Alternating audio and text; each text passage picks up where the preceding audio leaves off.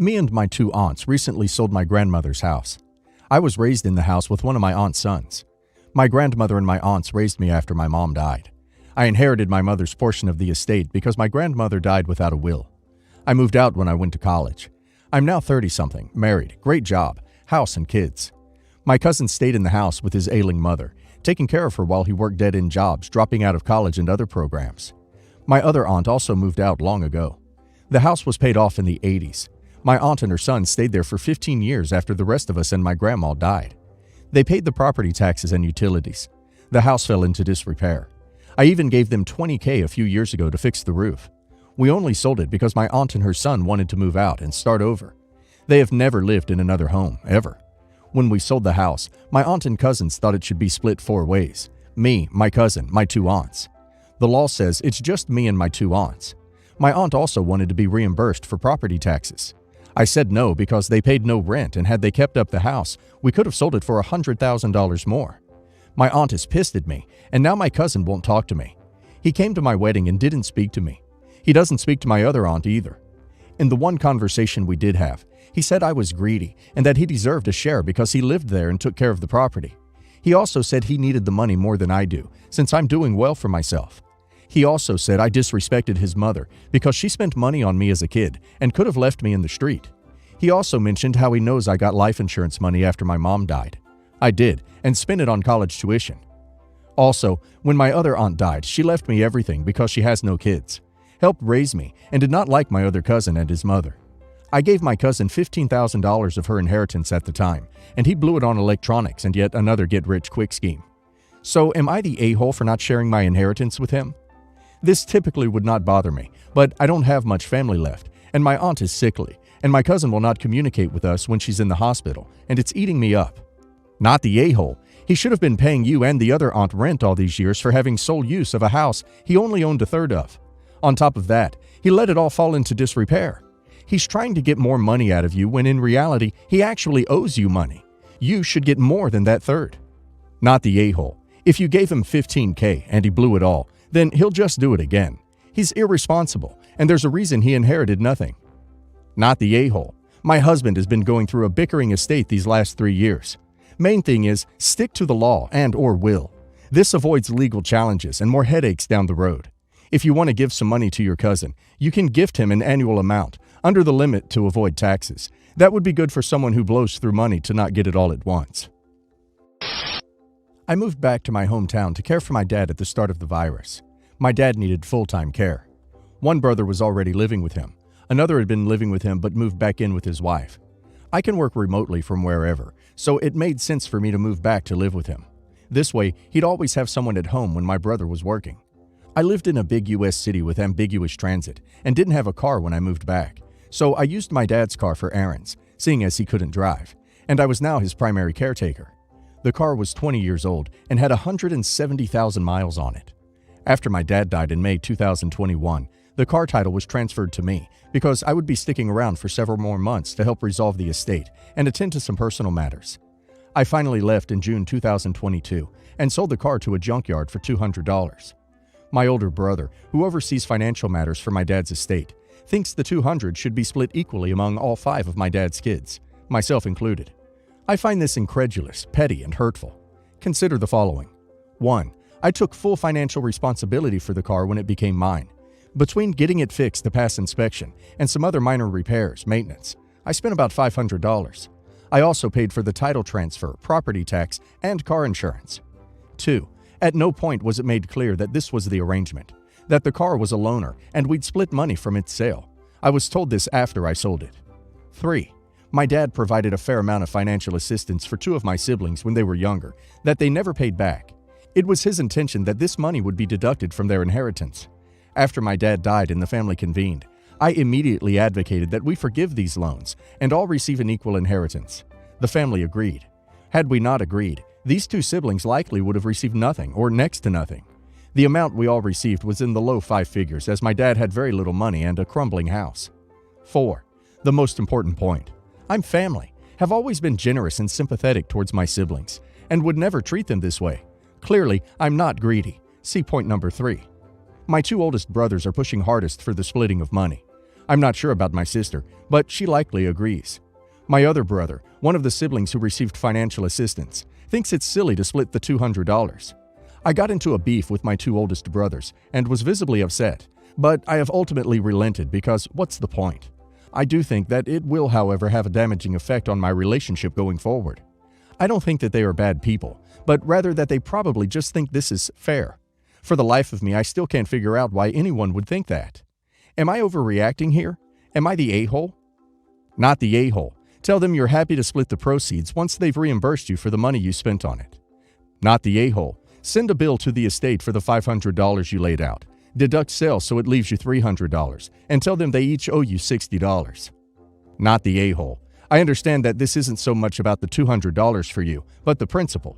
Situations like this reveal character, and people truly show who they are, especially about inheritances. You think one way of them and of your relationship, and they show what they value and prioritize that could be in direct contradiction to your ideas. That seems to be what you're struggling with here. Best to just let it go. Not for what's right, which I believe you totally are, given the fact that you paid all the expenses out of pocket and facilitated the sale, and still would not be recouping cost, but more so for your personal sanity. It's not worth it. My oldest daughter is turning 8, and her dad's family, we've been divorced almost 2 years, is throwing her a pool party at our community center. Her dad and I are on minimal speaking terms. Not my choice. He chooses not to get along with me. And he is recently engaged, and his fiancée is pregnant. I barely know her. I used to be very close to his entire family. They are tight-knit, as my ex and I were high school sweethearts. But since the split, I'm very low contact, except with his mom, who will always hold that mom number 2 place in my heart. And even then, I only see her when my kids are involved. My daughter invited me to her party, and I want to go because she wants me there. Her dad told me that he would pick her up from my house and take her and her little sister to the party. So I mentioned that she had invited me to come.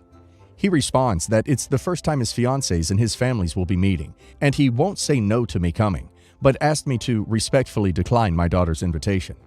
The day of her birthday, my daughters will be with me and we will celebrate, but it won't be a big party with her friends, etc. What would make me the a-hole here? Declining and potentially hurting my daughter's feelings, which is not what I want to do, or attending and possibly making adults act like adults? Not the a-hole. Divorced dad with kids here. It's not about you or your husband. It's about your daughter. Honestly, if his daughter wants her mom there, the father should put his feelings aside and welcome you for the sake of his daughter. It's called co-parenting. He should want to make his daughter happy, especially on her birthday. The fact that he's not doing this speaks volumes for his character.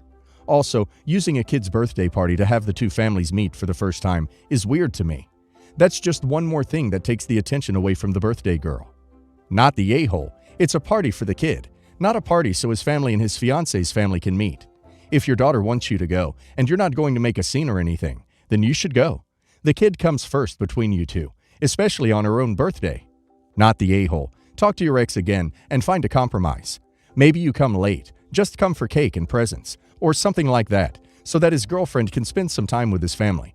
But he should think of your daughter, not just his new girlfriend. This is supposed to be a birthday party for an 8-year-old girl, not a coming out party for his girlfriend. Update. Wow, thank you everyone for your input. I got great points for and against attending.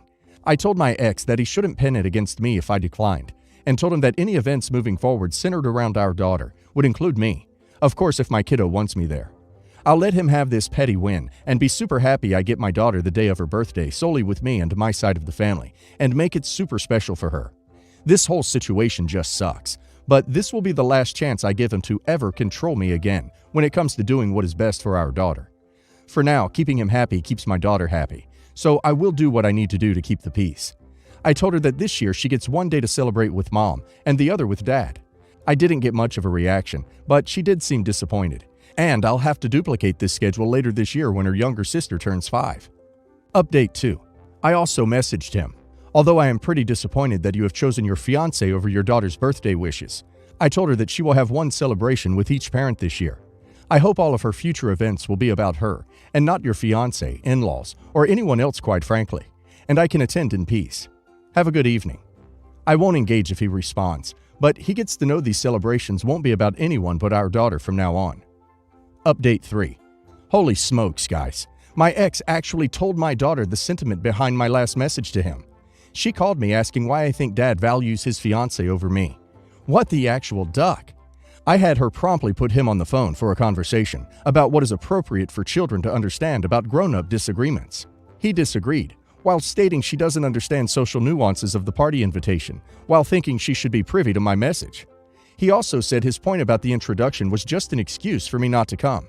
In the end, I told him to not throw me or his fiancée under the bus when he could just say to me, "You're not welcome to come," and then apologize to my daughter for her getting more involved than necessary in an adult misunderstanding. Ugh.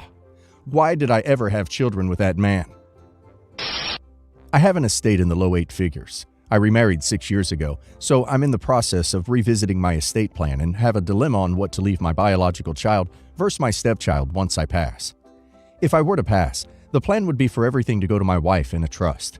Once she passes, or if we both pass at the same time, how things get split between children is the big question. My biological child is 28 years old, and my stepchild is 25 years old.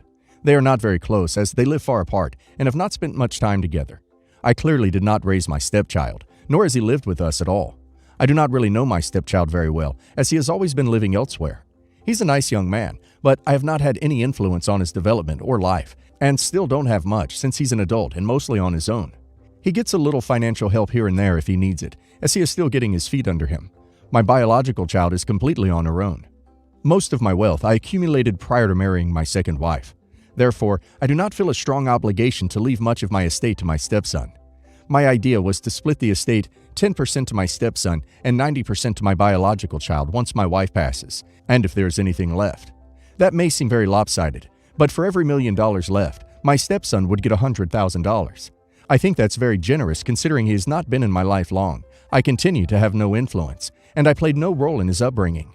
My wife makes the decisions regarding her son, and therefore I really have no say in anything related to him. Please note that legally, there is no obligation for a parent to leave anything in their estate to a stepchild, nor do the stepchildren have rights to a stepparent's estate. I could change the ratio later if I felt differently. My wife does not have much in her estate. She has a condominium that she would leave to her son, and would not be designating anything in her will to go to my child. I'm okay with that. Am I an a-hole for the ratio split I have chosen? Not the a-hole, but please don't leave your entire fortune to your current wife. That would leave your child with nothing.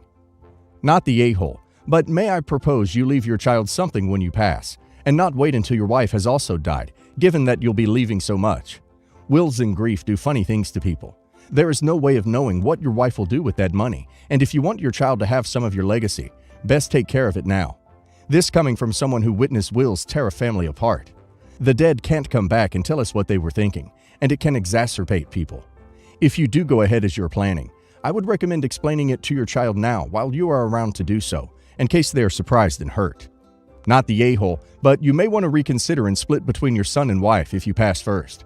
There's the potential she could milk the trust dry and leave nothing to your son. So, I, 24 female, am currently 6 months pregnant as a surrogate for a family. Everything has been smooth sailing for the most part throughout this process, other than one thing. Even when I was pregnant with my daughter, I could not stand people touching my stomach. I don't understand the obsession with people touching pregnant bellies, but it bothers me when people try to do it. Anyways, the family I'm surrogating for has asked multiple times if they can touch my stomach or rub it and feel the baby move and kick. The wife stating that she's always wanted to experience feeling the kicking and moving baby. Now, for context, she can fully have children of her own. This surrogacy is a choice they made so as to not interfere with her career by being pregnant. She has a physically demanding job and doesn't want to risk anything happening to the baby or her career. She's a personal trainer. They've been constantly asking me to touch my stomach, and I always politely decline as it is uncomfortable for me. Well, while me and wife were at a baby appointment last week, she reached over and rubbed my stomach while talking to the doctor. I kindly asked her to stop touching my stomach, and she snapped at me and said I was ruining the experience for her, and it's her baby. She should be able to feel her kick. I snapped back and said that it may be her baby, but it's my body, and that if she really wanted to feel her baby kick, she should have gotten pregnant herself. I've gotten calls from her and her husband calling me an a-hole for yelling at her for bonding with her child. My friends and parents are split on whether I'm an a-hole or not, since it is their baby. So, am I the a-hole? Not the a-hole. Just because you're carrying the baby doesn't give them a right to touch you without permission.